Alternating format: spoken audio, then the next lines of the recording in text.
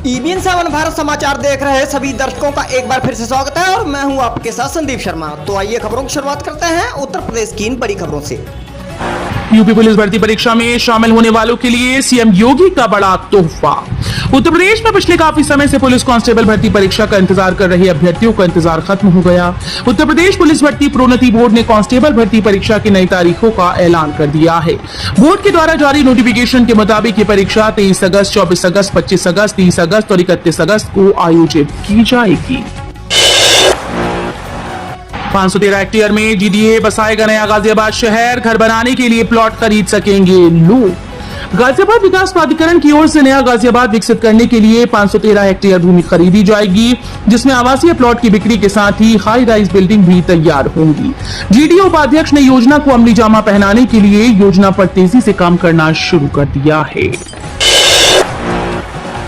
343 करोड़ रुपए की लागत से बनेगी यूपीएसएसएफ बिल्डिंग। खास स्थानों प्रतिष्ठानों की सुरक्षा के लिए गठित उत्तर प्रदेश विशेष सुरक्षा बल की द्वितीय वाहिनी गोरखपुर में है। अभी ये वाहिनी अपना कामकाज पीएसी कैंपस से कर रही है, लेकिन आने वाले समय में इसकी खुद की हाईटेक बिल्डिंग होगी। शासन की तरफ से यूपीएसएसएफ द्वितीय वाहिनी के अत्याधुनिक और सभी सुविधाओं से युक्त भवन के लिए करीब 343 करोड़ रुपए मंजूर किए। ये बिल्डिंग गोरखपुर के चिलुआ ताल क्षेत्र स्थित ताल जहदा में 50.136 हेक्टेयर भूमि पर बनेगी। स्वास्थ्य विभाग में नए पद और उपकरणों की होगी स्थापना। उप मुख्यमंत्री ने दिए निर्देश।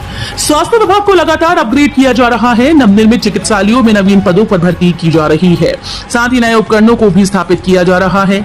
डिप्टी सीएम ब्रजेश पाठक ने कहा कि आमजन को विश्व स्तरीय स्वास्थ्य सेवाएं उपलब्ध कराना सरकार की सर्वोच्च प्राथमिकता है।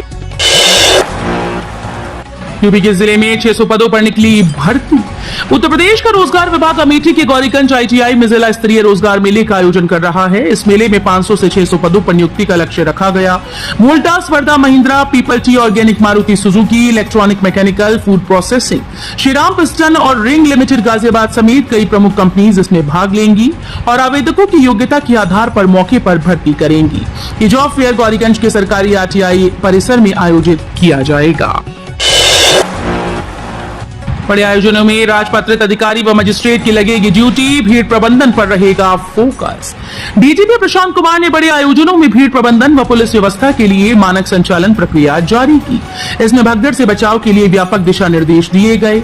इसमें कहा गया कि आयोजन के दौरान राजपत्रित अधिकारी व स्थानीय मजिस्ट्रेट को प्रभारी नियुक्त किया जाए। साथ ही ड्यूटी पर लगाए गए सभी पुलिस, PAC, CAPF व अग्निशमन अधिकारियों व कर्मचारियों को समुचित ब्रीफिंग की जाए। अनफिट स्कूली वाहन 15 अगस्त के बाद हो जाएंगे कबाड़। 12,520 बसों की वैधता खत्म। यूपी में मुख्य सचिव मनोज कुमार सिंह ने कहा कि जिन स्कूली वाहनों की 15 अगस्त के बाद भी रजिस्ट्रेशन, फिटनेस व इंश्योरेंस की वैधता नहीं पाई जाती, उन्हें कबाड़ घोषित करते हुए स्क्रैपिंग कराई जाए। परिवहन पोर्टल पर फिलहाल 12,520 स्कूली बसेस की इन प्रमाण पत्रों की वैधता समाप्त हो चुकी है। कई स्कूल बस वैधता के बाद भी चलाई जा रही हैं। ऐसे में इन्हें चिन्हित करके स्क्रैप किया जाएगा। महाकुंभ से पहले वंदे मेट्रो की सौगात, यात्रियों को होगी सहूलियत। अगले साल लगने वाले महाकुंभ से पहले वंदे मेट्रो ट्रेन की सौगात मिल सकती है। इसका संचालन प्रयागराज से वाराणसी और लखनऊ तक किया जा सकता है। वंदे मेट्रो के संचालन से यात्रियों को काफी सहूलियत होगी। वंदे metro train Vande Bharat express train का एक छोटी दूरी का अत्याधुनिक फॉर्मेट वाला संस्करण है। इसका संचालन 100 से 250 किलोमीटर की दूरी के भीतर वाले महत्वपूर्ण शहरों को जोड़ने के लिए किया जाना है। योगी नहीं, ये शख्स हो सकते हैं अगले सीएम। अखिलेश के इस दावे ने यूपी की सियासत में मचाया भूचाल। उत्तर प्रदेश की पॉलिटिक्स में हलचल मची हुई है। सीएम योगी आदित्यनाथ और डिप्टी सीएम केशव प्रसाद मौर्य की अनबन को लेकर हर जगह चर्चा है। इस पर अखिलेश यादव ने बड़ा बयान दिया। उन्होंने कहा कि झगड़ा अंदर नहीं बल्कि दिल्ली तक चल रहा है। ऐसे में विपक्ष के लोग कुछ तो ऑफर करेंगे। यूपी में संविदा आउटसोर्सिंग भर्तियों में आरक्षण की तैयारी। यूपी सरकार संविदा और आउटसोर्सिंग से भरे जाने वाले पदों में जल्द रिजर्वेशन देने की तैयारी कर रही है। इस मसले को लेकर सरकार पर कई नेता दबाव बना रहे हैं। मौके की नजाकत को देखते हुए सरकार ने आरक्षण व्यवस्था बहाल करने का मन बना लिया। विधानसभा की 10 सीटों पर होने वाले उपचुनाव से पहले आरक्षण व्यवस्था लागू हो सकती है। ट्रेन में एसी पंखे चलाने को कोच पर लगेंगे सोलर पैनल। ट्रेन में कोच के ऊपर सोलर पैनल लगेंगे। इसी पैनल से बनने वाली बिजली से उस कोच में रोशनी होगी और एसी पंखे भी चलेंगे। उत्तर रेलवे में इसका ट्रायल शुरू हो चुका है। अब पूर्वोत्तर रेलवे समेत अन्य जोन में सोलर पैनल का इस्तेमाल शुरू करने की तैयारी है। पूर्वोत्तर रेलवे में विभागीय बैठक में इस पर मंथन हो चुका है। यूपी के 49 जिलों में प्राकृतिक खेती शुरू करने के प्रस्ताव को मंजूरी मिलने के आसार। यूपी के 49 जिलों में प्राकृतिक खेती शुरू कराने के प्रस्ताव को केंद्र की हरी झंडी मिल सकती है। केंद्रीय आम बजट में प्राकृतिक खेती से 1 करोड़ किसानों को जोड़ने के प्रस्ताव के बाद प्रदेश में प्राकृतिक खेती की रफ्तार बढ़ने की संभावना बढ़ गई है। कारण बड़ा राज्य होने की वजह से प्रदेश को बजट में प्राविधानित राशि का बड़ा हिस्सा प्राप्त होने की संभावना है। मथुरा बरेली राष्ट्रीय राजमार्ग के निर्माण को मिलेगी रफ्तार। मथुरा बरेली राष्ट्रीय राजमार्ग के निर्माण को रफ्तार मिलेगी। केंद्र सरकार के बजट में 40,000 करोड़ रुपए का प्रावधान राष्ट्रीय राजमार्गों के लिए किया गया है।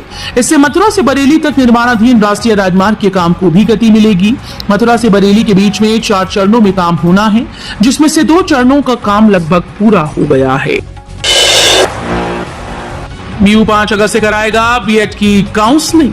बुंदेलखंड विश्वविद्यालय ने बीएड की काउंसलिंग कराने की तैयारी शुरू कर दी। कुलपति ने काउंसलिंग का पूरा कार्यक्रम स्वीकृति के लिए शासन को भेज दिया। पहली काउंसलिंग 5 अगस्त से शुरू होगी। शिक्षा सत्र 2024-25 की राज्य स्तरीय संयुक्त बीएड प्रवेश परीक्षा बुंदेलखंड विश्वविद्यालय ने कराई थी। परीक्षा में 2,23,384 विद्यार्थियों ने आवेदन किया था। 51 जिलों में 470 केंद्रों पर यह परीक्षा कराई गई थी। यूपी के जिले में आज से 2 अगस्त तक बंद रहेंगे सभी स्कूल। जिलाधिकारी ने जारी किया आदेश। श्रावण मास में कांवड़ यात्रा 22 जुलाई से शुरू हो चुकी है, जो 2 अगस्त को शिवरात्रि तक चलेगी। कांवड़ यात्रा के चलते जनपद के सभी शिक्षण संस्थान, जिसमें सभी प्राथमिक विद्यालय, उच्च प्राथमिक व माध्यमिक विद्यालयों के साथ सीबीएसई और आईसीएसई बोर्ड से मान्यता प्राप्त विद्यालय, मदरसा बोर्ड, डिग्री कॉलेज, डाइट के साथ सरकारी व गैर सरकारी विद्यालय और तकनीकी संस्थानों में आज 26 जुलाई से 2 अगस्त तक अवकाश रहेगा। गोरखपुर में गैस संयंत्र के ऊपर और आसपास अब नहीं उड़ा सकेंगे ड्रोन, अफसरों ने जारी किया निर्देश। गोरखपुर में गेल का स्थान अब ड्रोन के लिए नो फ्लाई जोन घोषित कर दिया गया है। गेल के संयंत्र के ऊपर से कोई ड्रोन नहीं उड़ाया जा सकता। ऐसा कोई करता है तो एंटी ड्रोन से न सिर्फ ड्रोन को मार गिराएगा, बल्कि ड्रोन उड़ाने वाले पर भी कानूनी कार्रवाई की जाएगी। शासन ने जारी निर्देश के बाद एसपी नॉर्थ ने गीटा और खजनी सर्कल में स्थित गेल संयंत्र को लेकर वहां के थानेदारों को निर्देश जारी कर दिया है। यमुना प्राधिकरण के एसीईओ बने योगी आदित्यनाथ के विशेष सचिव। यमुना विकास प्राधिकरण में तैनात अपर मुख्य कार्यपालक अधिकारी आईएएस विपिन कुमार जैन को योगी आदित्यनाथ का विशेष सचिव बनाया गया। इसके अलावा अपर आयुक्त मुरादाबाद आईएएस ब्रजेश कुमार भी विशेष सचिव मुख्यमंत्री बने हैं। इसको लेकर आदेश जारी हो गया है। ग्राहकों को संतुष्ट रखने पर गोरखपुर एयरपोर्ट को देश में मिला 8वां स्थान, सर्वे रिपोर्ट जारी। जिले की एयरपोर्ट को ग्राहक संतुष्टि के मामले में देश में 8वां स्थान मिला है। देश के अन्य एयरपोर्ट के मुकाबले कम संसाधन में एयरपोर्ट को यह उपलब्धि मिली।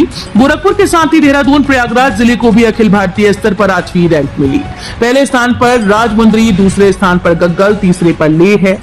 एयरपोर्ट अथॉरिटी ऑफ इंडिया के द्वारा प्रत्येक 6 माह में अखिल भारतीय स्तर पर ग्राहक संतुष्टि सूचकांक जारी किया जाता है।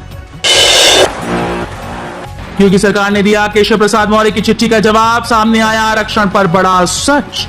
उत्तर प्रदेश में भारतीय जनता पार्टी के बीच मची कलह के बीच डिप्टी सीएम केशव प्रसाद मौर्य ने आउटसोर्सिंग और संविदा पर भर्ती किए गए कर्मचारियों की संख्या और उसमें आरक्षण के नियम का पालन किए जाने की जानकारी मांगी थी। केशव मौर्य ने नियुक्ति और कार्मिक विभाग को चिट्ठी लिखकर जानकारी मांगी थी। इस संबंध में सूचना विभाग की ओर से आंकड़े जारी किए गए। इन आंकड़ों के मुताबिक सूचना विभाग में उनके पास आउटसोर्सिंग द्वारा कुल 676 कर्मचारी हायर किए गए। इनमें से 512 कर्मचारी रिजर्व कोटे के हैं। बंगाल की खाड़ी की हवाएं यूपी के 42 जिलों में कराएंगी झमाझम बारिश। चिपचिपी गर्मी उमस से बेहाल यूपी के लोगों को राहत मिलने वाली है। लखनऊ, कानपुर, रायबरेली, मेरठ, आगरा से लेकर श्रावस्ती, बरेली तक बारिश का सिलसिला फिर से शुरू होने वाला है। मानसून की ट्रफ लाइन वापस उत्तर प्रदेश के ऊपर आ रही है। अगले 2 दिनों में प्रदेश के 42 से अधिक जिलों में बारिश का सिलसिला शुरू हो जाएगा। नीट खत्म कर पुरानी व्यवस्था बहाल की जाए। मायावती ने बंगाल और तमिलनाडु की सरकारों के सुर में मिलाया सुर। बहुजन समाज पार्टी की अध्यक्ष मायावती ने विवादों में घिरी राष्ट्रीय पात्रता सह प्रवेश परीक्षा को लेकर पश्चिम बंगाल की ममता सरकार और तमिलनाडु की सरकार के सुर में सुर मिलाया। मायावती ने नीट को खत्म करके पुरानी व्यवस्था बहाल करने की मांग की। मायावती ने सोशल मीडिया प्लेटफॉर्म एक्स पर गुरुवार को लिखा कि नीट स्नातक मेडिकल परीक्षा में हुई गड़बड़ी को लेकर यह मामला सड़क से लेकर संसद तक और उच्चतम न्यायालय तक में गरमाया रहा। 2 साल लगातार फेल तो कोर्स से होंगे बाहर। इलाहाबाद विश्वविद्यालय ने CBCS नियमों में किया बदलाव। नई व्यवस्था के तहत अब सेमेस्टर पाठ्यक्रमों में 2 साल लगातार फेल होने पर विद्यार्थी कोर्स से बाहर हो जाएंगे। इस तरह सेशनल और एंड सेमेस्टर में अंकों के निर्धारण की व्यवस्था में बदलाव किया गया। इसके अलावा कॉपीज का मूल्यांकन पेपर सेटर से ही कराने की बाध्यता नहीं रह जाएगी। अधिक संख्या में उत्तर पुस्तिकाएं होने पर अन्य परीक्षकों की मदद भी ली जा सकेगी। अंकों की गणना से संबंधित व्यवस्था में भी बदलाव किया गया है। दिल्ली यूनिवर्सिटी ने बदले नियम। अब यूजी स्टूडेंट्स को पास होने के लिए लाने होंगे 63% अंक। दिल्ली यूनिवर्सिटी ने यूजी स्टूडेंट्स के लिए पासिंग क्राइटेरिया बदल दिया है। अब उन्हें पास होने या अगली क्लास में प्रमोशन के लिए 63% अंक लाने होंगे। पहले 50% अंक होने पर स्टूडेंट्स को प्रमोट कर दिया जाता था। ये नियम अंडर ग्रेजुएट कोर्सेज के लिए है और सभी यूजी स्टूडेंट्स पर लागू होगा। हालांकि कुछ खास स्टूडेंट्स को इस नियम के दायरे में नहीं बांधा जाएगा। इसके बारे में विस्तार से बात होगी। 50% से ज्यादा बढ़ोतरी पर नगर निगमों को 100 करोड़ का अनुदान देगी योगी सरकार। योगी सरकार शहरों के सर्वांगीण विकास और नगरीय स्थानीय निकायों के रेवेन्यू कलेक्शन में वृद्धि के लिए लगातार प्रयास कर रही है। नगर विकास विभाग ने सभी निकायों के लिए मुख्यमंत्री वैश्विक नगरोदय योजना की शुरुआत की। नगर निगमों में न्यूनतम 25% कर व गैर कर वसूली में वृद्धि करने वालों को न्यूनतम 2.5 करोड़ और अधिकतम 100 करोड़ रुपए दिया जाएगा। किसानों के लिए खुशखबरी। इन फसलों की खेती के लिए मिल रहा 40% का अनुदान। उत्तर प्रदेश के जनपद मुरादाबाद में उद्यान विभाग की ओर से एकीकृत बागवानी मिशन के अंतर्गत उद्यान विभाग अमरूद, नींबू, पपीते, कटहल सहित कई ऐसी फसलें हैं जिनको करने पर 40% का अनुदान मिल रहा है। जिले का कोई किसान अमरूद, नींबू, पपीते, कटहल की खेती करना चाहता है और अनुदान प्राप्त करना चाहता है तो जिला उद्यान अधिकारी से संपर्क कर 40% का अनुदान भी प्राप्त कर सकता है।